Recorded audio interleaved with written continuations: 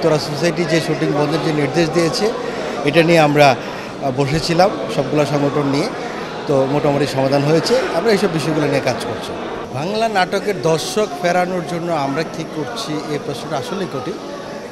তবে আমাদের নির্মাণের জায়গায় আমাদের নির্মাতাদের অধিকার নিয়ে কথা বলার জায়গাটা আমরা নির্মাতাদের যে পেশাদারিত্বের যে সংকট চলছে এই জায়গাগুলো নিয়ে আমরা কাজ করছি আপনার নির্মাতাদের মানোন্নয়ন নিয়ে আমরা কাজ করছি।